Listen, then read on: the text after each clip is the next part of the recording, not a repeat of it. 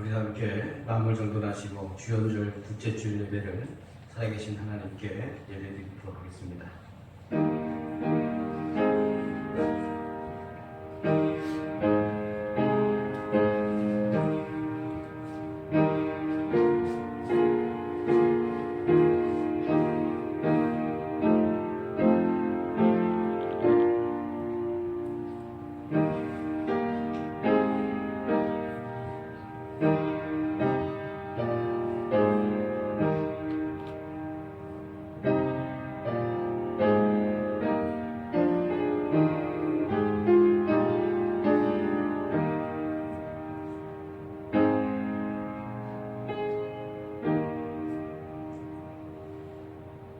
사랑과 은혜가 많으신 하나님 아버지, 하나님의 은혜를 감사를 드립니다. 코로나19 제3차 팬데믹 가운데서도 하나님 아버지 온라인 비대면 예배로 하나님을 예배드립니다. 이 예배 가운데 함께하여 주셔서 우리의 예배를 받아 주시옵시고, 세계와 또 우리 민족 가운데 있는 이 코로나19 어려움을 속히 거두어 주셔서 하나님 앞에 일상생활로 영광을 돌릴 수 있도록 하나님 도와주시고 함께하여 주옵소서. 방역에 수고하는 모든 지체들과 또 우리 국민들 하나가 되어서 잘 이겨나갈 수 있도록 도와주시고, 우리 한국 기독교, 개신교, 우리 그리스도인들도 기도하며 하나님 잘 이겨나갈 수 있도록 도와주시고 함께하여 주옵소서. 예배의 시간을 모두 주님께 맡기오며 예수님의 이름으로 기도드리옵나이다. 아멘. 다 함께 영광송 32장 찬송 부르시겠습니다.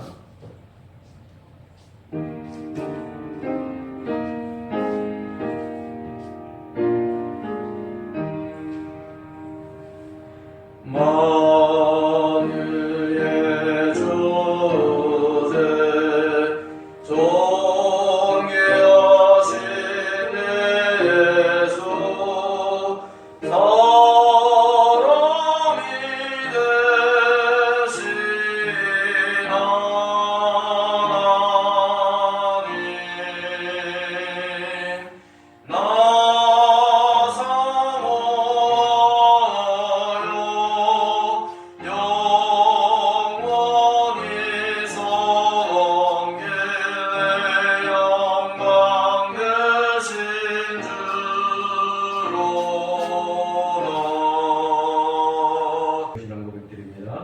나는 전능하신 아버지 하나님 전지의 창조주를 믿습니다. 나는 그의 유일하신 아들 우리 주 예수 그리스도를 믿습니다. 그는 성령으로 잉태되어 동정녀 마리아에게서 나시고 본디오 빌라도에게 고난을 받아 십자가에 못 박혀 죽으시고 장사된 지 4일 만에 죽은 자 가운데서 다시 살아나셨으며 하늘에 오르시어 전능하신 아버지 하나님 우편에 앉아 계시다가 거기로부터 살아있는 자와 죽은 자를 심판하러 오십니다. 나는 성령을 믿으며 거룩한 공교회와 성도의 교제와 죄를 용서받는 것과 몸의 부활과 영생을 믿습니다. 아멘. 함께 찬송가 455장 찬송 부르시겠습니다.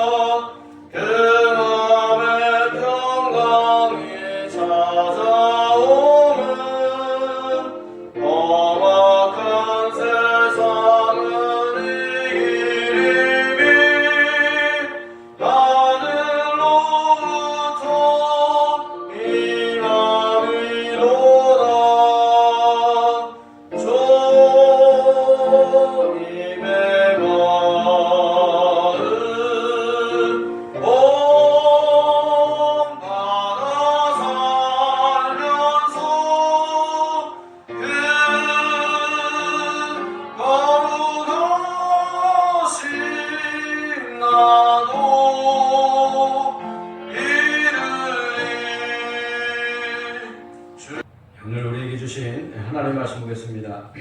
빌립보서 2장 5절에서 8절 말씀입니다. 신약성서 페이지로는 319페이지에 있습니다. 빌립보서 2장 5절에서 8절까지 말씀입니다. 다 찾은 줄 알고 제가 하나님의 말씀을 공독해 올리겠습니다. 너희 안에 이 마음을 품으라. 곧 그리스도 예수의 마음이니 그는 근본 하나님의 본체이시나 하나님과 동등됨을 취할 것으로 여기지 아니하시고 오히려 자기를 비워 종의 형체를 가지사 사람들과 같이 되셨고 사람의 모양으로 나타나사 자기를 낮추시고 죽기까지 복종하셨으니 곧 십자가에 죽으심이라. 아멘. 할렐루야. 오늘도 이렇게 주님 성전에서 나와서 예배드리고 또 각 가정에서 온라인으로 예배드리는 우리 사랑하는 교우, 대하중앙교회 모든 교우들과 함께 하시기를 주님의 이름으로 간절히 축원합니다. 우리 한번 인사 나누겠습니다. 주님의 사랑으로 축복하고 환영합니다. 은혜 많이 받으세요. 감사합니다. 우리가 가정에서도 우리 가족끼리 또 그렇게 인사 나눴으면 좋겠습니다. 오늘 말씀은 예수님의 마음에 대해서 함께 은혜를 나누기를 원합니다. 다 누구나 마음을 갖고 있는데 저는 마음이 참 중요하다고 생각을 해요. 그래서 마음과 마음은 쓰기에 따라서 달라집니다. 내 마음이 날카로운 칼이라고 하면 상대방은 철판으로 방어를 할 것이고요. 또 내 마음이 날아가는 화살이라고 하면 상대방은 방패로 웅수하게 될 것입니다. 내 마음이 햇살처럼 부드러우면 상대방의 가슴은 열어지고 또 햇빛을 쪼이겠지만은 내 마음이 시리도록 차가운 바람이라고 하면 상대방의 마음도 추워가지고 마음의 문을 꽁꽁 닫을 것입니다. 그래서 내 마음 쓰기에 따라서 상대방은 그 마음을 조절하게 되고 또 내 마음의 온도에 따라서 상대방도 그 온도를 맞추게 되는 것입니다. 내가 이웃으로 보내는 떡이 크면 그 이웃도 떡을 담을 수 있는 접시를 큰 것으로 준비할 것이에요. 그래서 사람은 어디를 잡아야 되냐면 마음을 잡아야 돼요. 여러분 토끼를 잡을 땐 귀를 잡아야 하고 또 닭을 잡을 때는 날개를 잡아야 하고 또 고양이를 잡을 때는 목덜미를 잡아야 되지만은 사람이요 마음을 잡아야 되는데 멱살을 잡으면 어떻게 됩니까? 싸움이 일어나게 됩니다. 사랑하는 연인끼리 손을 잡으면 괜찮지만은 아무나 손을 잡으면 어떻게 해요? 뿌리치게 되는 거예요. 그래서 어디를 잡아야 합니까? 바로 마음을 잡아야 되는 거예요. 마음을 잡으면 평생 떠나지 않는 그런 해답이 찾아옵니다. 사랑하는 여러분, 가까이 있는 사람의 마음을 잡도록 여러분 노력하시기를 부탁을 드립니다. 고린도후서 6장 11절에서 13절 말씀을 보면 사도 바울은 고린도 교인들에게 막 갇혀진 그 교인들에게 마음을 넓히라고 이렇게 권면하고 있는데 그 말씀을 보면은 고린도인들이여 너희를 향하여 우리의 입이 열리고 우리의 마음이 넓어졌으니 너희가 우리 안에서 좁아진 것이 아니라 오직 너희 심령에서 좁아진 것이니라. 내가 자녀에게 말하듯 하노니 보답하는 것으로 너희도 마음을 넓히라. 이렇게 권면하고 있어요. 여러분 고린도 교회는요 아주 은사가 충만한 그런 능력의 교회입니다. 그런데 마음이 다쳐가지고 늘 분쟁이 있고 다툼이 있습니다. 그래서 사도 바울이 그렇게 권면하는 거예요. 고린도 교인들이요 마음을 넓히라. 이렇게 이제 권면을 하고 있는 것이죠. 마음을 넓히면 비로소 상대방이 보이게 됩니다. 또 그를 이해할 수 있게 되는 것입니다.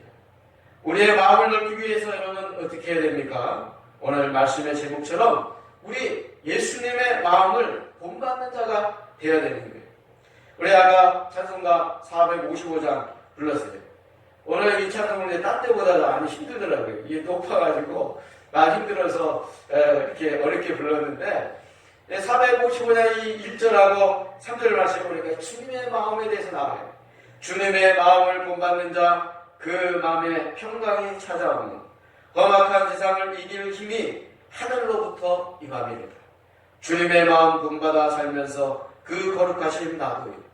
3절 가사를 보니까 가는 길 거칠고 험하여도 내 마음에 불평이 없어지면 십자가의 고난을 이겨내신 주님의 마음을 본받습니다. 주님의 마음 본받아 살면서 그 거룩하신 나도 이루리. 여기 우리가 찬송을 부르지 않았습니까? 바로 주님의 마음을 본받을 때 우리의 마음의 평안이 찾아옵니다. 그리고 우리가 세상을 이기게 되는 것입니다. 주님의 마음, 우리 주 예수 그리스도의 마음은 어떤 마음일지 오늘 이제 같이 은혜를 나눠보자 합니다. 그것은 겸손하고 온유한 마음이에요. 먼저 겸손한 마음을 보면 오늘 바울은 빌립보 교회 일치를 위해서 겸손을 권면합니다. 너희 안에 이 마음을 품으라 곧 그리스도의 예수의 마음이니 하면서 겸손의 표본이신 예수 그리스도를 예시하고 있습니다. 그리스도는 궁극적인 우리의 모델입니다. 이 땅에 오셔서 겸손을 친히 보여주셨습니다.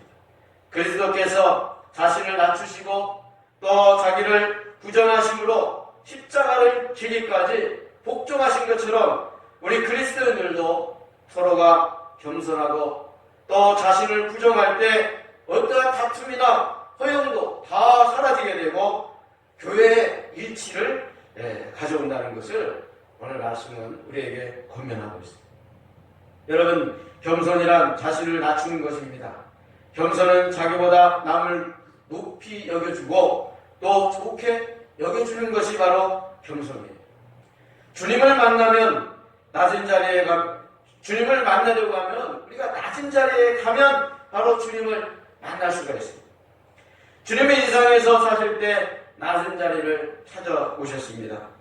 그리고 주님은 제자들에게 가르쳐 주시기를 서기관들과 바리새인들이 모세의 자리에 앉아있으니 너희는 자칫 윗자리와 회당의 높은 자리에 앉지 말라 그렇게 복음서에 말씀해 주시지 않았습니까? 그래서 특별히 그 말씀을 하시고 이제 마태복음 23장 12절 말씀처럼 누구든지 자기를 높이는 자는 낮아지고 누구든지 자기를 낮추는 자는 높아지리라 말씀하면서 이 겸손의 원리를 우리에게 가르쳐 준 거예요. 겸손의 원리는 뭐예요? 자기가 스스로 높이는 자는 결국 낮아지고 자기를 낮추는 자는 높아지는 거예요. 높아지려고 하는데 애쓰지 말고 우리가 낮아지면 저절로 높아진다고 하는 그 겸손의 원리를 우리 주님께서 가르쳐 주셨습니다. 여러분, 스스로 높아지는 자는 스스로 무너지게 되어 있습니다. 어떤 사람이 어렵게 직장을 얻었습니다. 요즘에 우리 젊은이들도 직장 얻기가 얼마나 힘듭니까? 그래서 그 직장이 없을 때는 일하는 것 얼마나 갈망하면서 일하기만 하면 좋겠다 그렇게 생각하고 있지 않습니까? 이 사람들이 어렵게 직장을 얻었어요. 그래서 직장에서 일할 때 늘 기뻤습니다. 즐거웠습니다. 감사가 넘쳤어요. 그래서 열심히 일을 해서 직장에서 인정을 받고 승진하게 됐습니다. 맨 처음에 이제 평상으로 들어갔지만은 열심히 하니까 대리가 되고요. 또 차장이 되고 과장까지 오르게 됐습니다. 그런데 일할 때 예전에는 안 그랬는데 자꾸 짜증이 나요. 그리고 불평이 생깁니다. 그리고 원망과 불만이 회사에 가득 찼습니다. 어느덧 일하는 기쁨과 감사가 그만 사라졌습니다. 여러분, 왜 그럴까요? 높은 자리에 올라가면 올라갈수록 겸손해야 되는데 그 겸손을 잃어버리고 그만 겸손 대신 교만을 쌓아올린 거예요. 그러다 보니까 맨 처음에 일할 때는 늘 일이 즐겁고 기뻤지만은 그 기쁨이 사라지고 어느덧 그 자리에 원망과 짜증이 생기고 불만과 불평이 생겼다는 거예요. 여러분, 벼가 익으면 어떻습니까? 익을수록 고개를 숙이지 않습니까? 그래서 높은 자리에 올라가면 올라갈수록 고개를 숙여야 되는데 그래서 잊어버린 거예요. 잃어버린 거예요. 그러다 보니까는 원망과 짜증이 일어나고 그 원망과 짜증이 불만과 불평을 만들어냈어요. 여러분, 이런 사람은 어느 정도는 올라갈지라도 그야말로 최고의 자리는 올라갈 수가 없어요. 왜 그럴까요? 하나님께서 그것을 막습니다. 왜냐하면 이 사람 그대로 그냥 자리 올라가게 되면 자신도 망하고 공동체도 망하게 되니까는 하나님께서는요 더 이상 높여주지 않아요.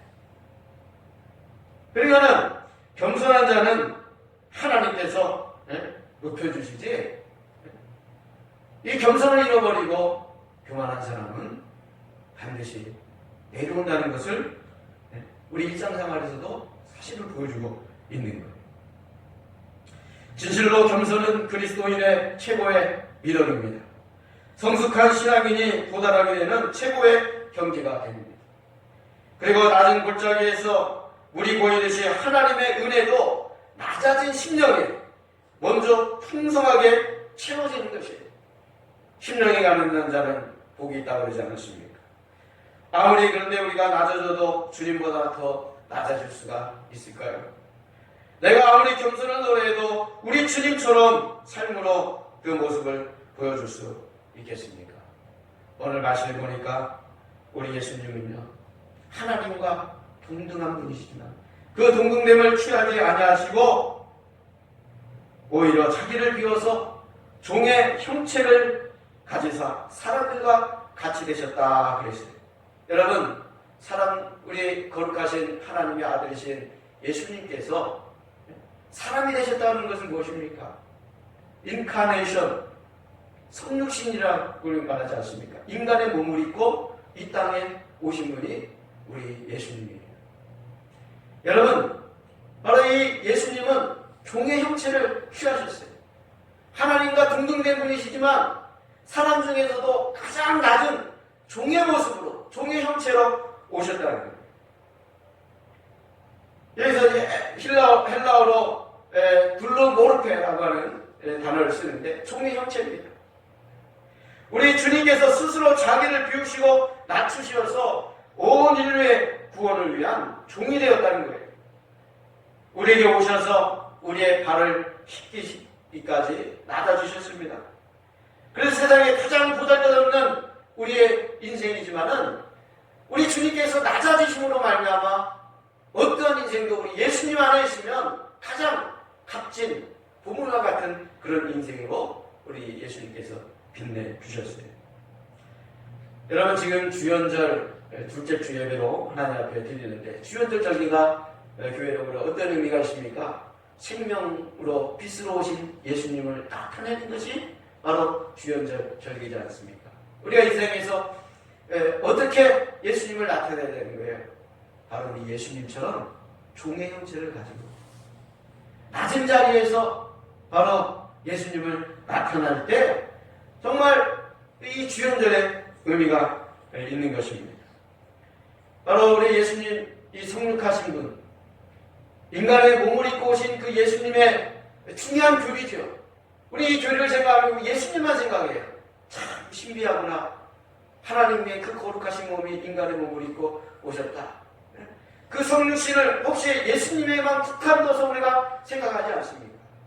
우리는 이 성육하신 예수님, 인카네이션, 종의 형체로 오신 이 예수님의 그 교리를 우리가 신앙 고백한다고 하면 우리 교회도 성육신적인 교회가 되어야 되고 우리 성도들도 성육신적인 성도가 되어야 돼요.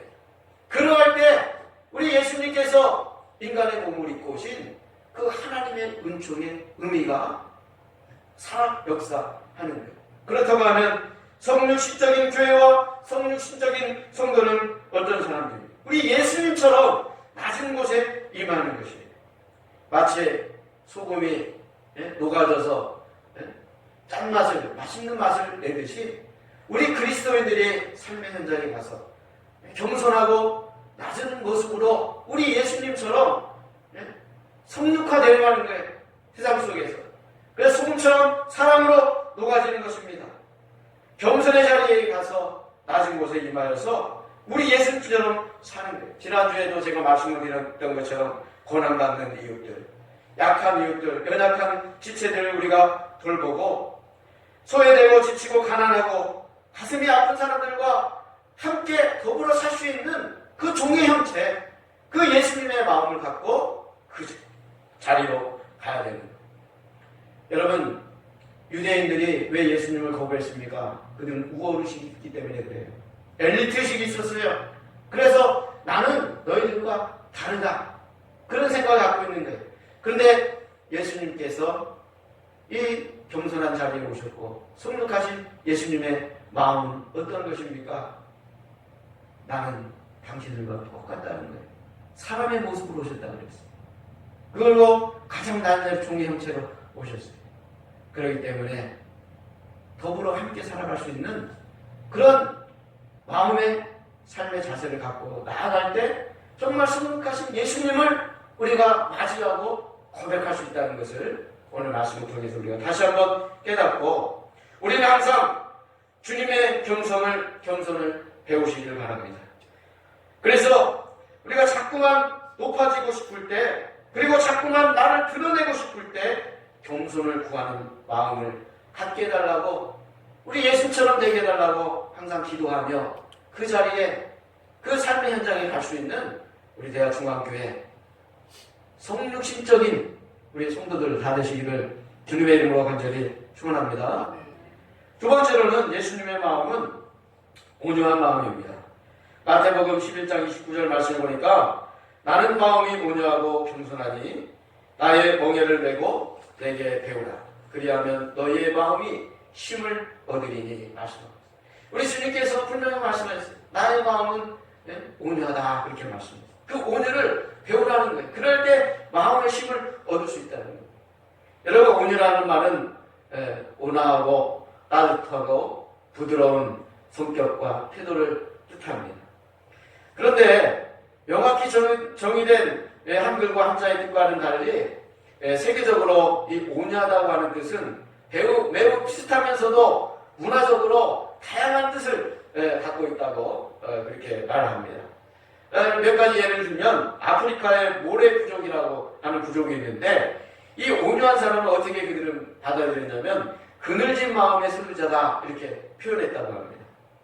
바로 이것은 더운 아프리카의 태양빛을 피하게 해줄 그늘을 다른 사람에게 제공한다고 하는 뜻이에요. 온유하다는 뜻을 그렇게 표현하고 있어요.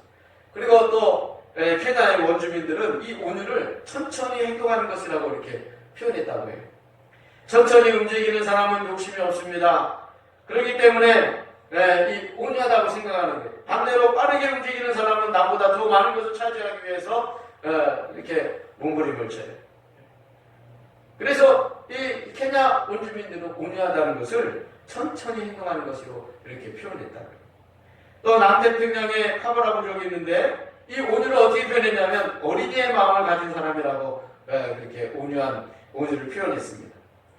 이렇게 나라마다 표현법이 다르고 또 문화적으로도 다르지만은 여러분 어떻습니까? 종합해 보면 온유는 겸손한 사람 그리고 남을 생각하는 사람을 뜻하는 그런 의미로 생각을 했다는 거예요. 사람들은 보통 굳세고 강해야만 이긴다고 생각을 합니다. 양육강식의 경쟁사회에서는 적자생존의 원리가 통용되기 때문에 강한 자만 살아남을 수 있다고 믿지요. 여러분 이것은 틀린 말이 아닙니다. 그러나 꼭 그런 것만은 아닙니다. 왜냐하면 결국은요 온유함이 강함을 이기기 때문에 그렇습니다. 제가 예전에도 한번 얘기를 한 적이 있는데요. 노자가 죽으면서 큰 교훈을 남겼는데 그가 임종이 다가오자 제자들을 앉혀놓고 입을 벌리고는 내 입에 뭐가 보이느냐 그렇게 말했어요. 그러면 아무것도 안 보인다, 아무것도 안 보일지. 제자들이 왜냐면 나이가 다 드니까 이빨이 다 빠져가지고 혀만 남은 거예요. 그래서 아무것도 안 보이고 물렁물렁한 혀만 보입니다. 그렇게 말을 했다는 거예요. 그렇지 내 치아는 다 빠졌어. 젊은 시절에 내 치아는 아주 튼튼했지만 사나워서 혀를 물어뜯고 아주 교만하게 물더니 그만 다 빠져버렸죠. 물어뜯기고 상처를 보면서도 참고 살아온 혀만 남은 것이야. 그렇게 제자들에게 말했다는 거예요. 여러분 결국 무엇입니까? 단단한 것은 죽음이요 온유한 것만이 생명이라는 것을 이 혀가 강한 치아의 그 이야기를 통해서 노자가 제자들에게 말해주고 있는 거예요. 여러분 유명한 소설 빙점이라고 하는 일본의 소설이 있습니다. 미하라 야하코 여사가 지었는데 거기에 이제 이 여사가 다니는 교회에서 한 동물원 원장을 초청하여서 강연회를 가졌습니다. 동물원 원장은 각 동물의 특성과 수명에 대해서 자세히 이야기를 해줬어요. 강연이 끝난 후에 이제 질문 시간을 갖게 됐습니다. 그래서 이 미우라 여사가 그 동물원 원장에게 질문했습니다. 동물이나 식물 중에 어느 것이 빨리 죽습니까? 그랬더니요 동물원 원장이 대답하기를 당연히 동물들이 먼저 죽지요. 그렇게 말합니다. 여러분 나무가 더 오래 살잖아요. 그래서 말합니다. 호전적이고 성질이 급한 몸 그리고 덩치가 큰 놈들은 동물 중에서 더 빨리 죽는다는 거예요. 그래서 온유한 동물들이 더 오래 산다는 거예요. 여러분 고충 가운데서도 투구벌레처럼 등딱지가 아주 딱딱한 동물들은 그만큼 빨리 죽는다는 것이죠. 여러분 인간관계도 마찬가지입니다. 날카롭고 딱딱하고 매정한 사람보다는 부드럽고 온유한 사람을 서로 찾습니다. 같은 재능, 같은 기술, 같은 능력을 가진 사람이라도 사회에서 원하는 사람은 온유한 마음을 가진 사람입니다. 부드럽고 온유한 사람에게 친구가 있고 이웃이 있게 마련입니다. 온유한 마음이 있는 곳에 훈훈한 인간관계가 형성되고 그야말로 건강한 사회, 공동체를 만들어 나가시는 거예요. 우리 여성이 약한 것 같아도요, 여성이 더 강합니다. 그래서 여성의 강함은 어디서 오냐면 부드러운 속에서 오는 것입니다. 부드럽고 순한 대답, 유순한 대답이 분노를 희게 한다고 자만서 15장 1절 말씀에도 말씀하고 있고 따뜻하고 부드러운 말, 즉 온순한 혀는 생명나무가 된다고 또 자만서 15장 4절 말씀에 우리에게 말씀하고 있습니다. 여러분 이 말씀을 통해서 온유와 부드러움에서 오는 강함을 우리에게 가르쳐주고 있습니다. 그러므로 온유는 성도가 마땅히 지녀야 할 예수님의 마음, 예수님의 성품입니다.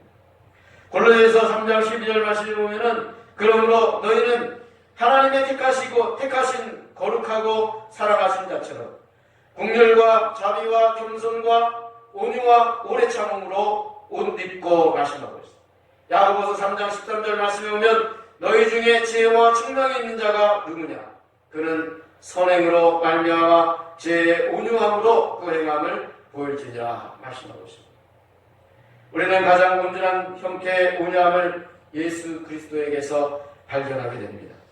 예수님은 말 위에 누우실 때부터 온유하셨습니다. 예수님의 온유하심은 그분의 탄생과 그리고 생애 그리고 십자가의 고난에 이르기까지 온전히 나타나십니다. 원수들이 욕하고 비웃고 저주했습니다. 그러나 그런 가운데서도 예수님은 묵묵히 십자가의 길을 걸으셨습니다. 도수장으로 끌려가는 어린 양과 털 깎는 자 앞에서 잠잠한 양같이 온유하게 죽음으로 십자가의 죽음으로 세상을 이기셨습니다. 예수님의 마음은 온유한 마음이었습니다. 바로 우리 성도들도 늘 온유한 마음을 가져야 합니다. 그것이 바로 예수님의 마음입니다. 온유는 부드럽고 따뜻한 온유와 또 화평의 사람을 만날 때 우리는 그를 가리켜서 부담 없는 사람이다 이렇게 부르는데 성경 인물 가운데 이삭처럼 부담 없고 마음의 편안함을 느끼게 해주는 사람은 아마 없을 거예요. 그래서 이 이삭이 온유한 성품을 말해주는 대표적인 사람입니다. 여러분 구약을 보면서 창세기를 보세요. 이삭이 1년 감기양이 300ml도 머무시는 가나안 남방 아래 네게부에 거주할 때의 이야기입니다. 자기가 파는 물을 팔 때마다 다 거기에 물이 솟아났어요. 근데 그 물을 3번이나 다 팠지만은 블레 사람들이 달라고 하니까 다투기 싫어가지고 양보했습니다. 그리고 다른 곳으로 이주하게 됩니다.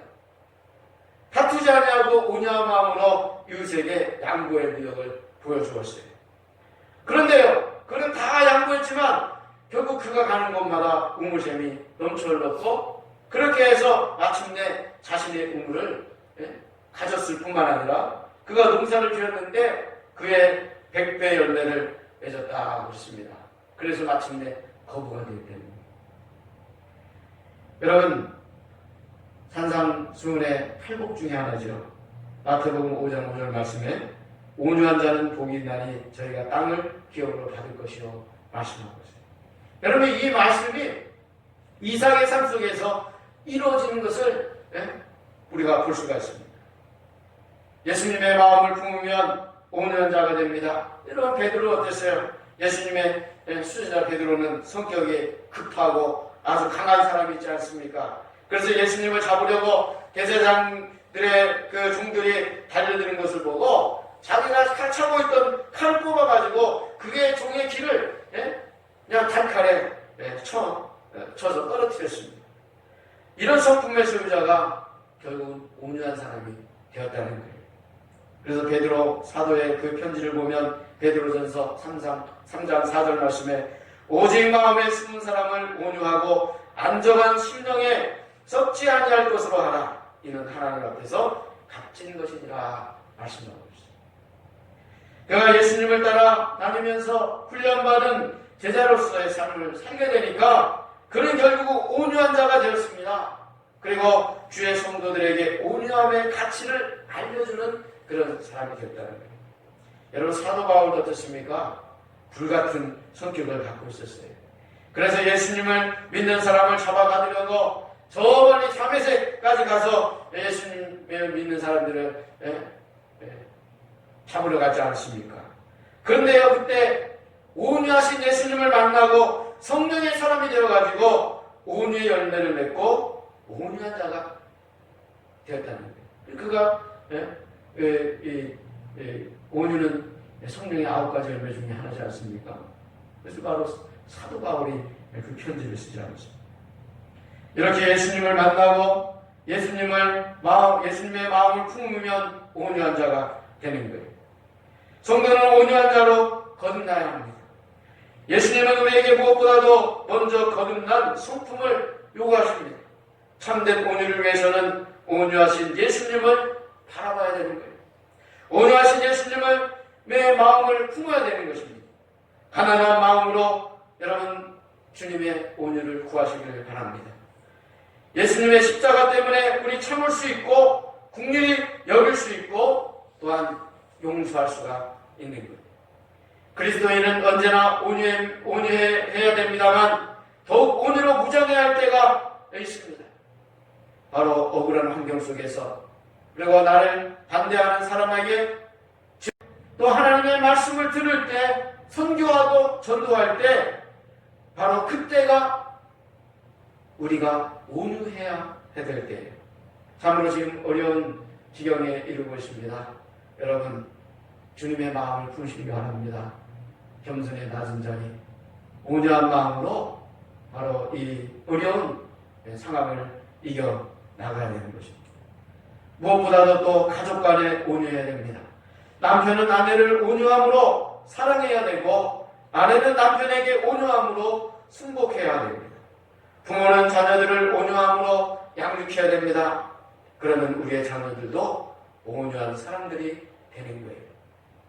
그래서 온유라고 하는 것은 성도가 마땅히 지녀야 할 주님의 성품임을 잊지 마시길 바랍니다. 에베소 4장 2절과 3절 말씀에 보면 모든 겸손과 온유로 하고 오래 참음으로 사랑 가운데서 서로 용납하고 평안에 매는 줄로 성령에 하나 되게 하신 것을 힘써 지키라 말씀하고 있습니다. 사랑하는 여러분, 우리 예수님의 마음인 겸손한 마음, 온유한 마음, 오늘 이 두 가지 마음을 오늘 말씀을 통해서 우리 함께 나누었습니다. 바로 이 마음을 품고 우리가 만나는 이웃과 세상의 사람들을 따뜻하게 품어주시기를 간절히 바랍니다. 그래서 그들의 마음이 녹아짐으로 그들이 이 어려운 시대에 교회를 외면하지 않고 예수님의 사람들이 다 될 수 있는 그런 역사가 있기를 간절히 바랍니다. 지금 참으로 우리 그리스도인 그리고 한국교회가 위기 상황에 맞고 있습니다. 그 위기 상황은 오히려 우리가 자초한 경우가 될 수가 있습니다. 바로 이런 어려운 시대에 이길 수 있는 것은 오직 바른 믿음, 올바른 신앙입니다. 그것은 무엇입니까? 바로 예수님의 낮은 자리에 임하신 성육하신 그 예수님처럼 우리가 낮은 곳에서 겸손의 자리에서 세상을 섬기고 주님의 그 온유한 사랑의 마음으로 우리가 예수님께서 십자가에 죽기까지 죽으신 그 십자가의 사랑으로 여러분 이 어려움을 이기는 길밖에 없어요. 여러분 흔들리지 마시고 우리가 항상 우리의 삶의 현장에서 바른 믿음으로 예수님처럼 겸손함과 온유한 마음으로 이 세상을 구원해 나가는 우리 그리스도인들 다 되시기를 주님의 이름으로 간절히 축원합니다. 기도하겠습니다. 사랑과 은혜가 많으신 하나님 아버지, 하나님의 은혜를 감사를 드립니다. 아버지 어려운 중에도 하나님 앞에 예배를 드립니다. 우리의 믿음 변치 말게 하여 주시고 어려운 상황 속에서 다시 신앙의 본질로 돌아가게 하여 주옵소서. 그것은 바로 예수님의 마음입니다. 예수님의 겸손의 마음, 온유한 마음을 품고 이 세상에서 바른 신앙으로 아버지여 주님 이 세상을 구원해 나가는 하나님의 거룩한 백성 되게 하여 주시옵소서. 예수님의 이름으로 기도드리옵나이다. 아멘.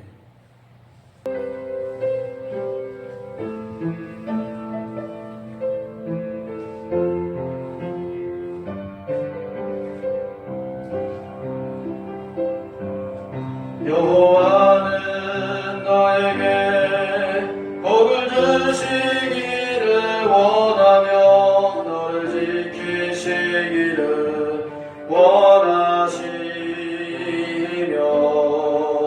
여호와는 그 얼굴을 너를 향하여 드사 은혜와 평강 주시기 원하노라. 너를 보배롭고 존귀하게 여기시는 하나님이 내 삶 속에서 이 약속은 진실하게 이루시리. 땅에 기름진 것으로 하늘에 신령한 것으로 너를 복주시고 지키신 하나님이 너의 영혼 잘되도록 은혜 베푸시며 평강으로